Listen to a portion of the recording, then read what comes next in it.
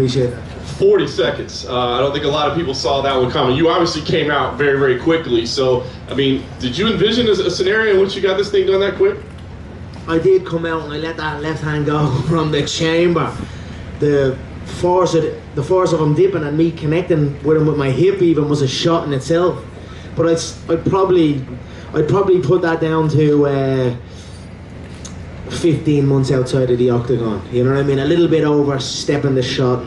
I knew Donald, and I know Donald's good at dipping under the left hand, and I knew he would attempt to dip under the left hand. He's done it to the former champion in the 170 division, Robbie Lawler. He dipped under the left hand multiple times and secured takedowns. He dipped it under the now middleweight Darren Till.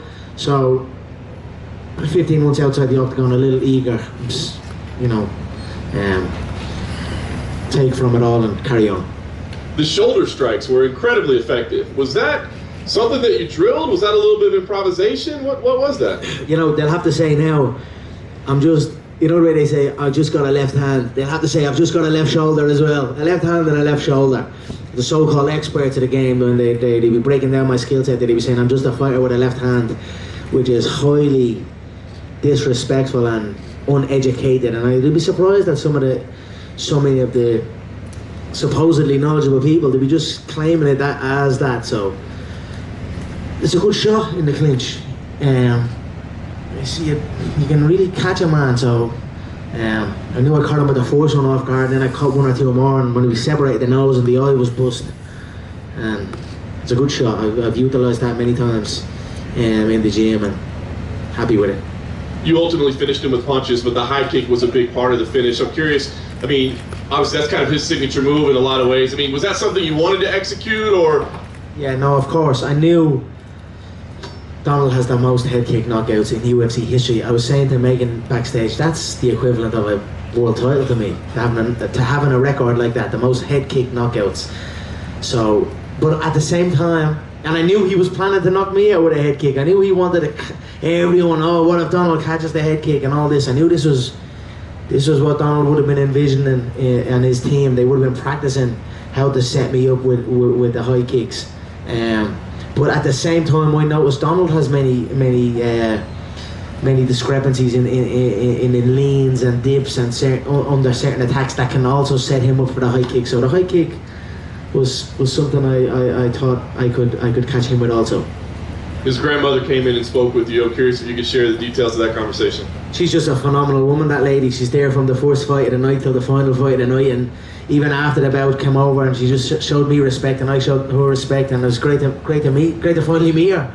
You know what I mean? You see her, she's a prevalent part of the game, isn't she, right? When Donald's fought so much, and that lady's there from the start of the night to the finish, man.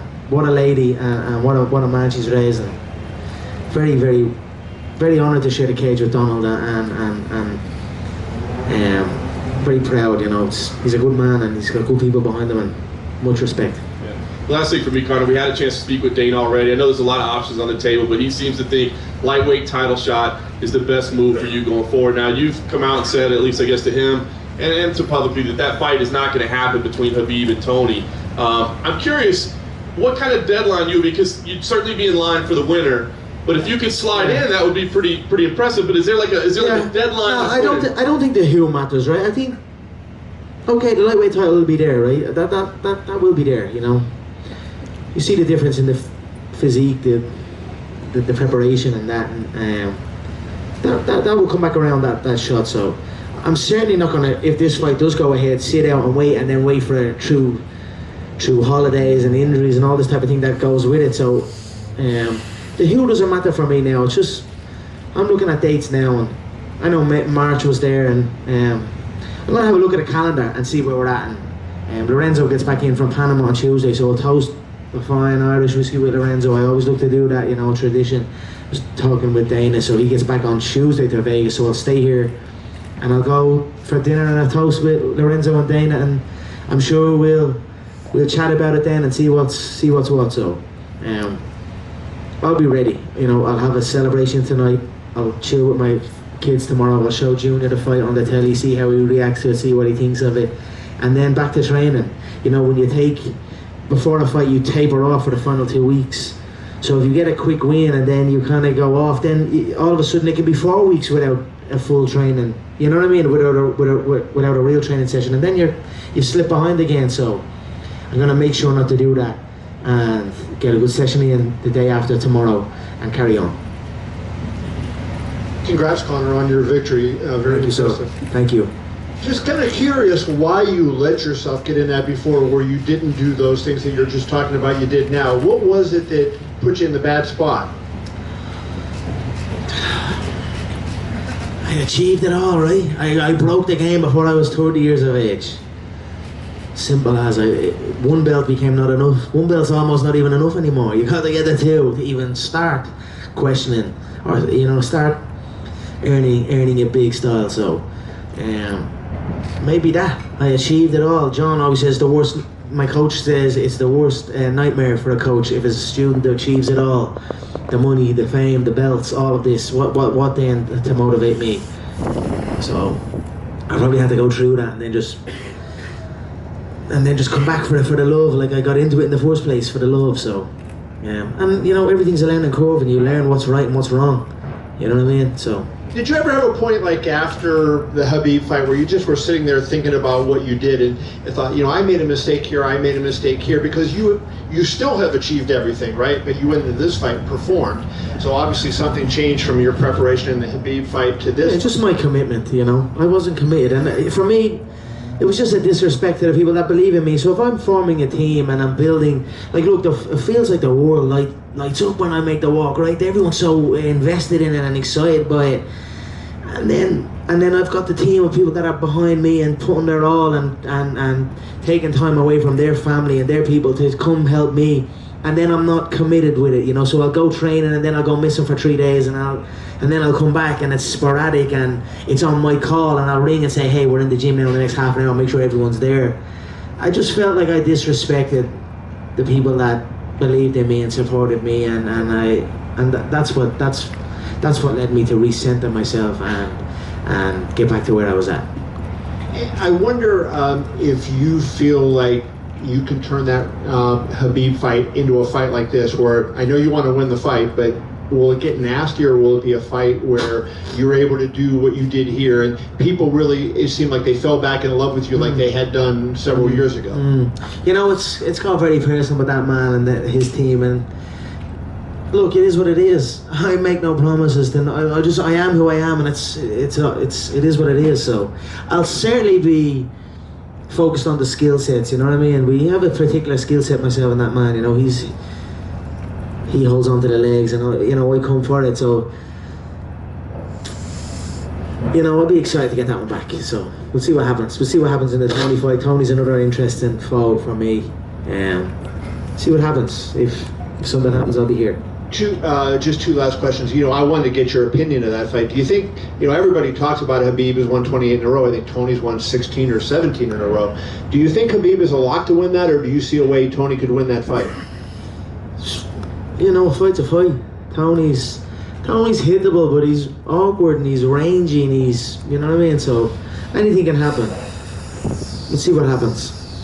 And then finally, how did things change if you have to make a weight cut? So in this fight, you didn't have to do that. You go into this fight, you're strong, you do that.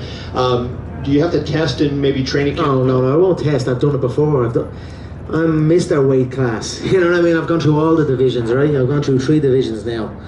So it's just about commitment. That's it. Just commit and just do what you know you need to do, and that's it. So tonight's my night, but I'm no different than you know what I mean. All I did was just put in the work, and that's it. So if each one of us put in the work that we know we should do, we know what the work is we need to do. It's just sometimes you don't do it, And then when you say, okay, I got to do this, and you got to do it, and then you don't do it. That's like a defeat, and then those add up, and then your lack of interest to go do it actually wanes, and then you can get injured and all this type of thing. So for me, it's just about recognizing what needs to be done and do it strictly, and do it. And that for me leads me to enjoy it more, and that's basically what happened this camp. So I could have made 155 this week. I ate up to 170. So I'd say I could have been about 169 in there on the night. I'd say Donald had a bit to cut this fight for this camp. He was in the sauna since Wednesday, so I wouldn't be surprised if Donald was about 180 plus in there. So, but I tell you what, I felt energetic, I felt good, and happy days. So, but I've experienced it all. I've experienced near blackouts for the Mendes weight cut. I had no nutritionist, no nothing, and I done it all myself, and it was a heavy weight cut. And then for the Aldo one, I done it correctly, and I felt okay. We had a nutritionist on board, and I felt good at 145, and I obviously had amazing success down there, and then the 155, and then it's just about commitment. That's it. You put in the work, you'll reap the rewards. There's no secret sauce to this. Recognize what you need to do and fucking do it, and you will succeed. Hi Conor, straight in front of you to your left. I asked Dana about the possibility of you fighting Khabib in Moscow, and he's very against the idea. Can you explain to me why that's so appealing? Why was he against it? Pay-per-view, by the sound of it. Come on now, how much money is enough money? How much money is enough money, for fuck's sake? There's a lot of money in Russia, there's a lot of revenue in Russia. I love Russia, I love the Russian people. I went to Moscow recently, and they're such a great nation. They're so passionate about the sport of mixed martial art. They're so passionate about myself, and they support me greatly. They support proper 12 Irish whiskey. They know a good liquid. They know a good spirit. So they're good spirited people. And what a place! It would be like something out of a Rocky movie. You know what I mean? So I'd be very eager to do that. They ain't the hometown Vegas boy. I know the Vegas people will be campaigning for it. Look, let's see what happens. I would love that. I want to create spectacles for the people, you know? That's one hell of a spectacle. Even me going out there in Moscow that time, the place shut down, the world took notice, you know what I mean? Your mom was saying I wasn't allowed out there, I wasn't supposed to be out there. They were running the streets screaming my name. So, I'm more Russian than that man. So I would love to go to Moscow and compete there, you know? Dana didn't like Moscow, but he liked the sound of stadium shows, potentially in the UK, maybe in the new Raiders stadium. No? Oh, here? Yeah, here of course. But if there's a stadium show happening in Europe, it's happening in Ireland. It's not happening in the UK. I love the UK greatly also, but it's not happening in the UK. If there's a stadium show earmarked for me in Europe, bring that motherfucker to Ireland. I'm asking that since the beginning. What did I say? I'm gonna go backstage with Mr. Lorenzo Fertitta, toast whiskey and talk football stadiums. So I'd be more than excited about that if we could do it. I'd love to compete in Ireland as well. I'd love to compete in my hometown. Do you know what I mean? How amazing would that be also? I'm gonna have a sit down. I know that what's it called? The Allegiant Stadium. It looks phenomenal, absolutely phenomenal. It does. I would love to be the first combatant to compete in there. So that's definitely on the radar, and it's so easily done. But I would love to bring it home also. Just one last one. Have you seen Floyd's post since the fight? Yeah, you forgot McGregor Sports and Entertainment on the poster. You know what I mean? That right there cuts him out. So it's me and Manny. Look, we'll see what happens. Al Floyd, he's a funny man, Al Floyd, so we'll see what happens. The discussions are always ongoing. They never stop, you know. You know, Floyd and going through money fast. So he's far from retired, and that rematch will happen at some stage. But mixing MMA and boxing, I'd imagine that's a bit more difficult than having maybe a clear run at just MMA for maybe a year. Well, what is the plan there? Maybe just stick to MMA for this year? We'll see what happens. Look, I spent so much time in my boxing gym. I went back to my roots, Crumlin Boxing, where I began. And what happens tonight? I smack him with my shoulder and smack him with my foot. I was almost gonna say to Joe, that's Crumlin Boxing 101. Smack him with the shoulder. But no, I've been getting great training in with the team back home, and I'm an experienced fighter, right? I've been through it all. I've been up and down in the weights. I've been across sports, so I can do it all as long as I'm fit, and we'll see what presents itself. You made it a point to stay sober throughout this camp. You reiterated that many times. How's it feel to be reconnected with your old friend there? My belly is warm. What can I say? But don't get me wrong. It's you gotta. That's one of the things I love about whiskey. You've got to respect it. You've got to respect that liquid, because if you don't, it will come and get you. So, I done a good stint off of it. It was not easy, but you know, the people deserved it. You know, I made a promise to the people, to my fans, to my team, that I would abstain. That's a baby of mine. I've got Conor Jr., I've got Kriya, and I've got Prop as well. It was one of my children. Seriously. So it was not easy, but I stuck with it. It's great to get a little sip on the tongue now tonight, and I'll enjoy it with the fans tonight, and then respect it after that. You know, I've learned the lesson. I'll tell you what, once or twice. Tonight was Donald Cerrone's 34th UFC fight, which is the most in history. It's the first time he's never landed a strike in a fight. What does that mean to you, to kind of be the person who made that happen? The records that man has, give him some sort of belt. Seriously, that, you know, you give belts out and this, that, the other, and they're even creating them now at this stage. What a phenomenal legacy Donald has, and it's an honour to share the octagon with that man. Seriously, I mean that. I've shared the octagon with some great UFC fighters, and Donald is up there with the best of them all. So I'm very, very proud to share the octagon with him, and phenomenal records. I can only hope and dream to achieve the records he has. The amount of 34 fights. That's my 12th fight. So he's 3 times more fights than me inside that. He fought 11 times in the last year, and I'd only fought 11 times in the UFC period. So it's just breathtaking what the man's be at, and I'm happy that it was clean enough. You know what I mean? I thought if it went on, and Donald falls into shots sometimes, and I knew if he fell into it, I was almost anticipating having Herb stop the fight. I was almost anticipating if we go on here and he falls into a shot and I catch him with a backhand shot or a lead hook shot as he's coming in, and he goes down, I'm not going to follow him down. I'd have Herbs try and step in. Do you know what I mean? That was kind of what I was thinking on the way in. So I'm happy the way it ended. It was a couple of shoulder smacks. The foot clattered him in the head and shocked him, and then the backhand put him down, and he'll recover. He'll recover and he go again. So I'm happy with that. I'm excited to see what he does. You know. So. And you mentioned records. One of the first things off the tip of your tongue when you won was, you know, the record about getting knockouts at featherweight, lightweight, welterweight. That's a phenomenal record. If I do say so myself, I wanted that one. You know what I mean? Like I said, they strip fighters and then they makeshift belts. They give fighters makeshift belts against like unranked opponents. You know, all this type of stuff. And then it's like to replicate. When I won that champs, when I became champ, right, they didn't even have the second belt for me. They didn't want to have the second belt for me. Then all of a sudden they're stripping fighters and making easy enough matchups and almost creating it again after me. I'm like, what the fuck, man? These guys, they'll wipe you off the map like that. So I'm happy I got another. I etched myself in history again. With I don't think that can be.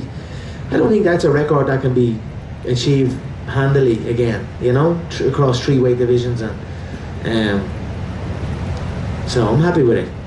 And you also mentioned, you know, making up. They won't get rid of me, I tell you. You mentioned, you know, the making fake belts and stuff up to Jorge Masvidal was cage-side, and he was wearing a very familiar-looking outfit that I think you kind of made famous once. What did you make of that? I talk about baloney. If you ask me, that was ridiculous. I didn't know what was going on there. Like I said, the old ladies in Ireland, they wear house coats watching the soap operas. So I'm like, what's this guy sitting there? I'm like, I don't know, whatever, all the best. Fight interest you at all? Yeah, of course. Let's see what happens. I'd like to scoop up that. That's not a great belt, is it? But I'll still take it. Add it to the list, you know? So, wasn't a good night for Jorge, if you ask me. But all the best to him. God loves a trier. Last thing from me, Nate Diaz tweeted out right after the fight. He has his own little thing and all. It's a mad scene.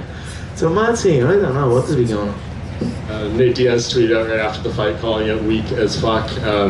I don't know if that was in reference to Donald's performance or just the fight in general. You know, what's your response to that, and is he anywhere on your list of potential opponents? Let's go, Nathan. Let's go, brother. Number 3. It's always here. So, we're right here, Nathan. Final questions, Conor? Hey, Connor, down here. I think Jorge was trying to wear the same robe that you wore at the Maymac workouts in Vegas at the PI. It's like the same. I think that's what he was trying to. If you look at it, it's like a Boy. Versace robe. I know what it is. Boy. So I don't know either. So I'm just whatever. Okay, I don't know. Dana was in here earlier. I guess Kamaru Usman had his Twitter hacked, and some of the hacked tweets were to you. They were profane. I'd be skeptical of that. I'd be skeptical of that, because one came through early, and it had all the hallmarks of that little fucking weasel, Ali. Just a right. They give him control of the accounts. He had Frankie's account. He had Henry's account. This has been going on a while. He gets it, and then writes something through their thing. And I've been in discussions with some of these athletes, right, to come on board and whatever, and held them out and that. I know exactly what had happened, and then the way the first one was written, I knew exactly where it came from.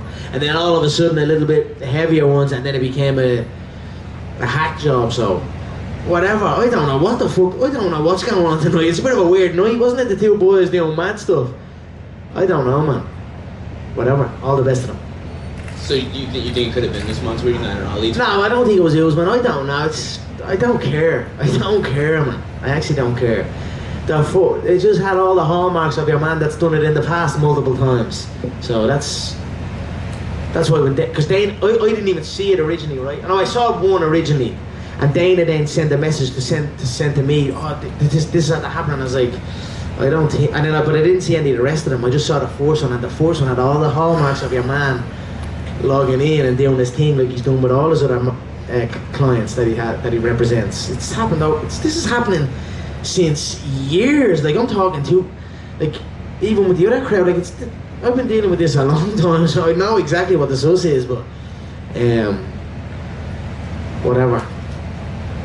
I mean, do you think that with Usman and Masvidal, they're obviously trying to fight you? Obviously, that's what the message is behind all this stuff, right? Yeah. They're not. Yeah, of course. Let's do it then. Let's do it. I'm more than ready. I enjoy this division. I like this division. I don't think they're that big. They're a bit bigger, right? Okay. I think Donald's bigger than Jorge. I know Jorge has a win over Donald. So I think Donald's as big. Now Jorge's a former lightweight, so I don't know what that Dana was saying. I'd like to see them on the scales right now tonight and see what they're at. And I don't think they're at the end of the day, we got to weigh 170. I feel good at 170. I don't think your man Usman, he's small enough, 5 foot, but 5'8" or something. I think he's small. So I'm more than ready for that division. I'm here at this division. I hold a nice win in this division now. A couple of nice wins. So we'll see what happens. I'm open. That's